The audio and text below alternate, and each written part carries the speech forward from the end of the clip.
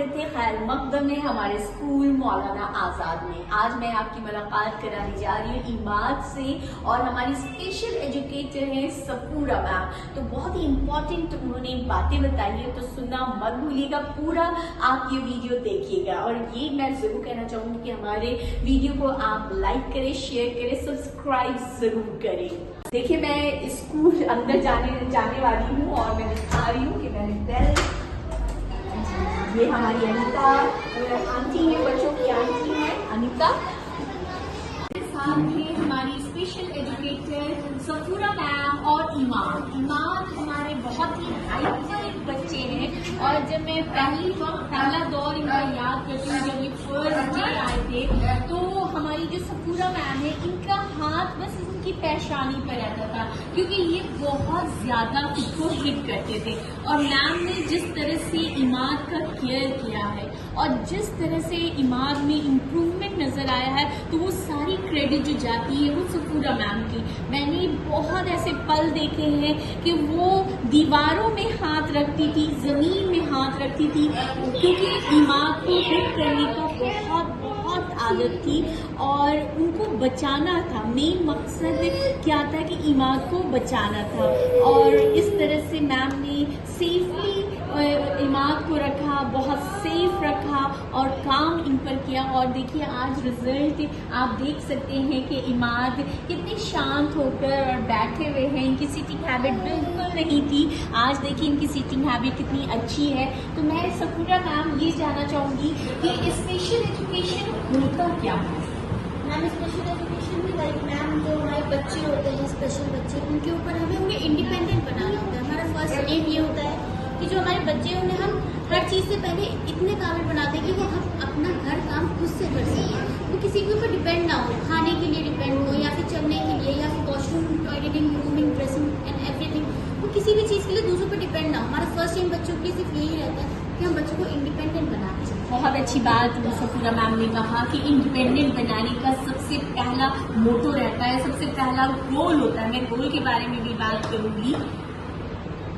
Safura ma'am मैं ये भी जानना चाहूंगी कि इस तरह के एजुकेशन की जरूरत हमारे सोसाइटी में क्यों पड़ी, क्योंकि ये आप ही बेहतर बता सकती हैं। मैम पहले के टाइम में देखिए ये होता था कि जब स्पेशल बच्चे होते थे जी, अगर आप इनकी हिस्ट्री देखें तो पहले बच्चे को ऐसा समझा जाता था कि ये शायद माँ बाप ने, इस बच्चे ने पिछले जन्म में कुछ ऐसे काम करे हैं जिसकी वजह से इस लाइफ में उसको ये चीज देखने को मिली। But this is not true, क्योंकि उस टाइम पे लोगों के माइंडसेट जो होते थे वो बहुत पिछड़े हुए होते थे और वो इस चीज को समझते थे कि जो बच्चे होते हैं, ऐसे जो पर्सन होते हैं, वो क्या है कि वो एंटरटेनमेंट के लिए बने हैं, वो उनके आप अपना काम कर पाइए बस, और कुछ नहीं। वो इस चीज को जिस नजर से देखते थे वो चीज भी बहुत नहीं ब्लू क्लास नजर से देखते थे कि किसी के घर में ऐसे बच्चे पैदा हो गया, मतलब उस खानदान ने कुछ गलत काम किया हुआ इस वजह से। तो इस वजह से हमने ये चीज धीरे धीरे सोसाइटी में जैसे चेंजेस आते रहे, लोग इस बारे में स्टडी करते रहे, देन हमें ये पता चला कि नहीं, हमारे जो बच्चे हैं इसका पिछले लाइफ से या पास्ट किसी भी चीज से कोई इसका रिलेशन नहीं है। हमारे जो बच्चे हैं ये एक बहुत स्पेशल बच्चे हैं, ठीक है। अब ये स्पेशल होते हैं तो ठीक है, कोई बात नहीं, हमने उस चीज को भी एक्सेप्ट करा। अब ये चीज नहीं है कि हम बच्चों को सिर्फ ऐसे छोड़ रहे हैं, हमारे घर में अगर बच्चा स्पेशल है तो हम ऐसे ही छोड़ रहे हैं, उस पर बिल्कुल भी ध्यान ना दें। हमें ये चीज बिल्कुल नहीं करनी। इस चीज पे हमने स्पेशल एजुकेशन इस चीज के लिए निकाला कि हम ताकि इन बच्चों को ऊपर वर्क कर सकें, ताकि ये लोग भी अपनी सोसाइटी में अपनी वो चीज एक राइट अपने ले सकें। क्योंकि ऐसे बहुत सारे बच्चे हैं जो ठीक है कुछ सीवियर एंड परफॉर्म बच्चे होते हैं, बट सब माइंड बच्चे भी ऐसे होते हैं माइंड डिसेबिलिटी के, जो आजकल सोसाइटी में बहुत कुछ अचीव करते हैं। हम आप देख सकते हैं कितने सारे हमारे क्या जॉब भी हमारे स्पेशल बच्चों के लिए निकलती है, क्योंकि वो इंडिपेंडेंट होते हैं, उन्हें इंडिपेंडेंट बनाया जाता है। आई थिंक बहुत एक अच्छा कदम है इनको इंडिपेंडेंट बनाने के लिए, ताकि अपनी लाइफ में खुद से इतनी इंडिपेंडेंट हो जाए कि इन्हें फिर किसी और की भी नीड ना हो। सफूरा मैम ने बहुत अच्छी बात की कि पहले जो पास्ट में जो सोसाइटी का नजरिया था, धीरे धीरे हमारी सोसाइटी चेंज हो रही है और अब एक्सेप्टेंस मिल रहा है इन बच्चों को।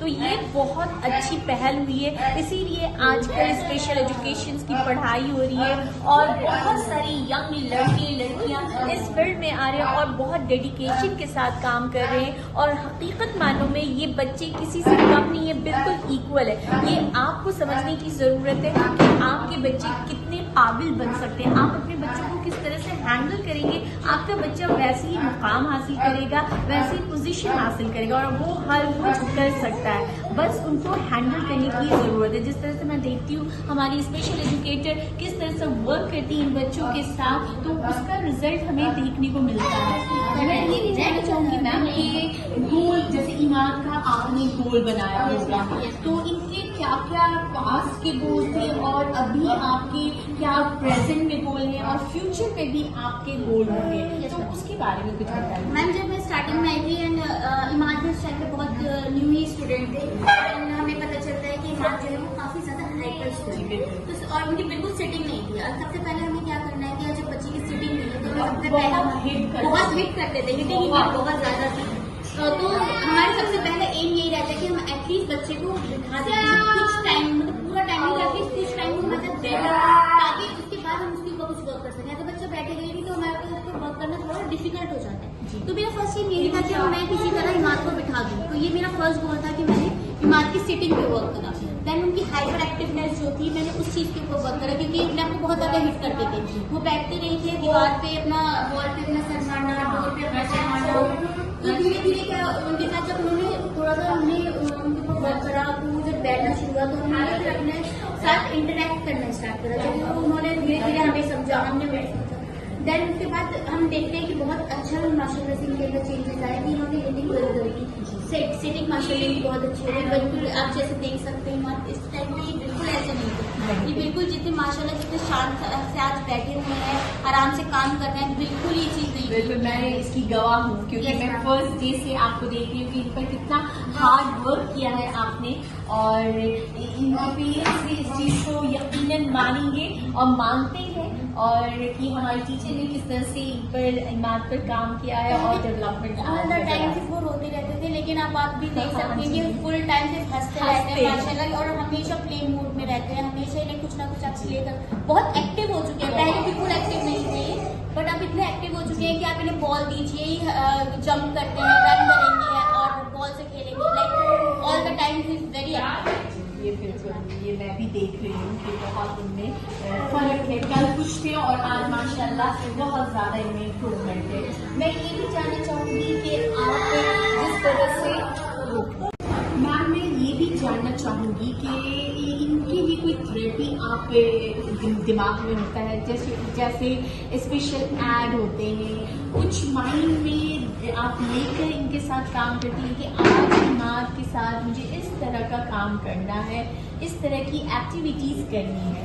मैम क्या कहते हैं, धीरे धीरे जैसे ये चीज़ों में इंडिपेंडेंट हो रहे हैं तो अब एक अपनी अपार्ट फ्रॉम दैट इंडिपेंडेंटली अपनी क्या कहते हैं राइटिंग स्टार्ट कर दी है, अपनी पेंटिंग जैसे कलरिंग कर रहे हैं। अभी वो चीज़ में थोड़े बच्चे हैं, हम उन पर वर्क कर रहे हैं, कलर हाथ में लेना, ठीक है वो सब करते हैं, मतलब पकड़ते हैं अपने कलर पकड़ते हैं, पेंसिल लेते हैं, बट इस चीज़ में वो और थोड़ा सा करें और खुद से करना शुरू करें। अभी हमें उनको थोड़ा प्रॉम्प्ट देना पड़ता है, धीरे धीरे हम इस प्रॉम्प्ट को फेड करते हैं, फेडिंग का यूज़ कर रहे हैं। देन उसके बाद हम इस चीज़ को खत्म करना चाहती हूँ मैं इस चीज़ को, कि ताकि इमाद जो है इंडिपेंडेंटली अब आगे अपना खुद से वाली चीज़ भी कर सके, क्योंकि मैं चाहती हूँ बहुत सारे बच्चे जो इंडिपेंडेंटली अपना काम करते हैं, इवन ट्रेसिंग भी नीड भी रहती है। तो अब धीरे धीरे मैं चाहती हूँ कि अब इमाद के ये चीज़ मैं गोल भी लेना चाहती हूँ कि लाइक मैं उसे इंडिपेंडेंटली कलरिंग एटलीस्ट तो कलरिंग तो स्टार्ट कर दूँ इस चीज़ के लिए। तो ये फ्यूचर गोल भी आपका आपने रिटर्न में लिखा भी होगा कि फ्यूचर गोल कि ये इंडिपेंडेंट होके कम से कम कलरिंग शुरू कर दें। तो ये इस तरह से हमारी टीचर्स काम करती हैं कि किस तरह से ये भी पेरेंट्स से मैं कहना चाहूँगी या अपने व्यूवर्स से कहना चाहूँगी, अपने दोस्तों से कहना चाहूँगी कि इन बच्चों में आप अचानक चाहिएगा कि इनमें काफ़ी इम्प्रूवमेंट आ जाए तो नहीं, बहुत स्लोली वर्क होता है और धीरे धीरे इनमें इम्प्रूवमेंट नज़र आता है। पहले इनकी सिटिंग हैबिट की जाती है, फिर इनकी जो बिहेवियर पर इश्यूज होते हैं उन पर काम किया जाता है, फिर इनको होल्डिंग सिखाया जाता है, क्योंकि ये पेन वैन कुछ भी पेंसिल कलर पेंसिल नहीं होल्ड कर सकते हैं। तो ये सारी चीज़ें हमारी स्पेशल एजुकेटर्स कराती हैं। मैं सही कह रही हूँ जी, क्योंकि मुझे अब मैं भी स्पेशल एजुकेटर्स तो नहीं हूँ, लेकिन इतने साल मैम लोगों के साथ काम करते हुए मुझे भी एक्सपीरियंस हो गया है, जान गई हूँ कि स्पेशल बच्चों को किस तरह से हैंडल किया जाता है, स्पेशल बच्चों को किस तरह से ग्रेजुअली काम होता है। मैम मैं ये भी आपसे जानना चाहूंगी कि प्रेजेंट में भी इमाद में आपको कुछ बिहेवियर इश्यूज या कुछ प्रॉब्लम्स लग रहे हैं कि उस पर वर्क करने की जरूरत है? मैम समटाइम्स बीच में जब ये बहुत ज्यादा इरिटेट हो जाते हैं ना, जब इनको किसी चीज में मन नहीं लगता, स्पेशल स्टूडेंट आप क्वाइट लाइक नो मूडी, उनका मन है तो वो करेंगे। अब आप अगर दिमाग को भी समटाइम्स ऐसे करते हैं ना जिसमें कुछ मन नहीं हो कर पाओ आप, तो वो इरिटेट हो जाते हैं, तो वो फिर से अपना हैंड बैग स्टार्ट कर देते हैं। तो इस चीज में मैं चाहती हूँ कि मैं उसके लिए एकदम परफेक्ट कुछ ऐसी एक्टिविटीज देखूँ जिसमें दिमाग को बहुत ज्यादा इंटरेस्ट है, जिसमें वो बिल्कुल इस चीज के मतलब करना बिल्कुल ही उनका बंद हो जाए, क्योंकि अभी भी थोड़ा थोड़ा मतलब बहुत कम, मतलब बहुत ही ज्यादा वो जब बहुत इरिटेट होते हैं ना वो तभी ऐसा करते हैं, अदरवाइज वो ऐसा करते नहीं। जैसे आप देख सकते हो चुपचाप बैठे हैं, जब उनको इस चीज में है इंटरेस्ट, उनको ये सब अच्छा लगता है। लेकिन समटाइम्स उनको प्ले करने दो, उनका मन है प्ले करने का, तो अगर नहीं करने दिया उस टाइम पर हमें करवाना है या लंच उनका करने का मन है, लंच करवा रहे हैं, तो वो उस चीज में इरिटेट हो जाते हैं। तो वो चीज मुझे बिल्कुल अभी खत्म करनी है। और मैं ये भी चाहूंगी कि ये बच्चे बहुत कम आते हैं, काफी गैप करके आते हैं, तो उसकी वजह से भी हमारी टीचर्स आपसे ये प्रॉब्लम हो जाता है कि हम कोविड टाइम तक बच्चे के साथ वर्क करते हैं। अब बच्चा जब छुट्टी पे चला जाता है तो उसके बाद उसके अंदर कुछ ना कुछ बिहेवियर प्रॉब्लम्स आ जाती है, उसके बाद फिर हमें उस चीज को स्टार्टिंग से स्टार्ट करना पड़ता है। That is the very difficult thing. और यही रिक्वेस्ट है हमारे पेरेंट्स से, अनलेस बहुत ज्यादा इमरजेंसी ना हो तो बच्चे की छुट्टी ना कराई जाए, क्योंकि हम बहुत स्टार्टिंग से बच्चे पे वर्क करते हुए आ रहे हैं और अल्हम्दुलिल्लाह हम उसमें चेंजेस जब दिखने स्टार्ट हो जाते हैं और बच्चे फिर अचानक से छुट्टी कर लेते हैं, तो वो चीज वापस से नहीं चली जाती है जहाँ से हमने स्टार्ट किया था, और वो वापस से स्टार्ट होना बहुत मुश्किल है। और आप लोग बहुत फ्रस्ट्रेट हो जाती है क्योंकि इतना हार्ड वर्क करती हैं, और जब बच्चे 10 दिन गायब हो जाते नहीं आते हैं स्कूल, तो उसके बाद फिर आप लोगों को फर्स्ट डे से काम करना पड़ता है। तो वो पेरेंट्स से रिक्वेस्ट है कि अपने बच्चों को बिल्कुल रेगुलर, इमरजेंसी तो हर घर में आती रहती है, उसका कोई ये नहीं, अगर कुछ इमरजेंसी आती है तभी आप बच्चे को स्कूल ना भेजें, लेकिन ऐसे बहुत रेगुलर रखें। और इनकी भी हैबिट बहुत अच्छी हो जाती है, टाइम टेबल सारी चीजें मैनेज करने की हैबिट हो जाती है कि स्कूल जाना है, लंच करना है, ये एक्टिविटीज करना है, पढ़ाई करनी है, लंच करना है, तो ये सारी चीज हैबिट डेवलप हो जाती है बच्चों को स्कूल आने से। इमाद, बाय।